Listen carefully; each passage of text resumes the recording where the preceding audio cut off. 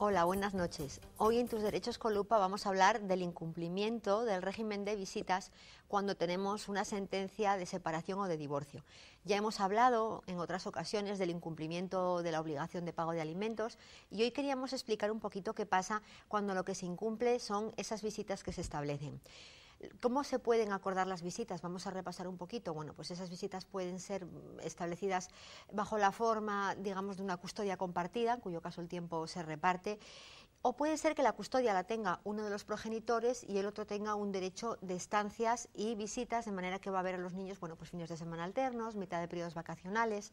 Bueno, cuando se incumplen alguna de estas obligaciones es cuando se generan los problemas. Vamos a empezar diciendo que estos problemas no se van a plantear cuando los hijos son mayores de edad, porque en ese caso, si en su día estaba establecido, deja de tener sentido ese régimen que se hubiera acordado, o si el divorcio o la separación ya se hicieron siendo mayores de edad, no se van a tomar medidas específicas. Pero en el caso de que los niños sean menores y efectivamente esté establecida una forma de custodia y algún tipo de régimen de visitas, ¿qué pasa cuando se incumple? Bueno, pues quizás, Serena, debemos empezar diciendo, porque sí que es una duda habitual que a veces se nos plantea en el despacho, que no es factible compensar un incumplimiento por otro. En otras ocasiones hemos hablado del incumplimiento de alimentos y también avanzábamos esta idea. Es decir, una persona que incumple, por ejemplo, el pago de alimentos, la otra no puede basarse en ese incumplimiento para, a su vez, incumplir el régimen de visitas, ni a la inversa. Nada que tienen que ver los derechos y obligaciones de las partes respecto a cada uno de estos temas y, como digo, no se pueden compensar un tema con otro. ¿Qué hay que hacer entonces si se produce un incumplimiento de visitas por una parte o por otra? Bueno, pues el primer paso, sin duda, es intentarlo en vía civil, solicitar al juez que decretó en su momento la separación o el divorcio el cumplimiento de lo establecido en el convenio regulador o en la sentencia de separación o divorcio. Y solicitarle esa ejecución, y lo primero que da el juez será requerir a la otra parte para que efectivamente dé un cumplimiento efectivo de esa sentencia, del contenido de esas visitas. Y primer consejo, que si se producen, porque a veces los padres o las madres son reiterativos en este tipo de comportamientos, pues si se producen más veces, insistir, ¿verdad, Serena? Porque esto es importante.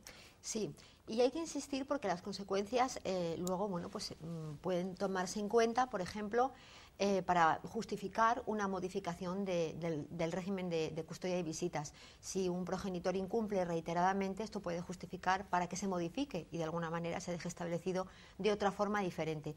Incluso en los casos más graves, y estamos hablando ya bueno, pues de temas a lo mejor en los que se retiene de forma grave al menor cuando se tiene que entregar, o a lo mejor se le cambia de residencia sin el consentimiento de aquel de los progenitores con el que habitualmente suele residir.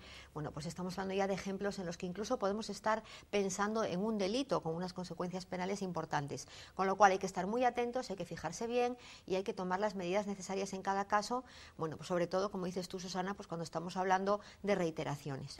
Y podemos, si acaso, terminar con un par de consejos, bueno, que son muy claros, pero a veces no por ser obvios, pues merece la pena no tenerlos en cuenta. Por una parte, que siempre las visitas se establecen como un derecho y en interés de los menores, es decir, tenemos que ser las dos partes muy conscientes de que los niños tienen derecho a mantener relaciones con los dos progenitores y que incumplir un régimen de visitas, sobre todo y principalmente si no existe causa alguna, trae consecuencias para los propios niños, con lo cual siempre, tanto para el establecimiento como luego para el cumplimiento, bueno, pues hay que ser especialmente cuidadosos en este punto. Y el segundo consejo es que si realmente hay una causa para no entregar al niño en un determinado momento, por ejemplo, que el niño pueda estar enfermo, pues también hay solución para eso. Se puede solicitar un informe médico que especifique que no es conveniente moverlo de casa y explicarlo tranquilamente al otro progenitor.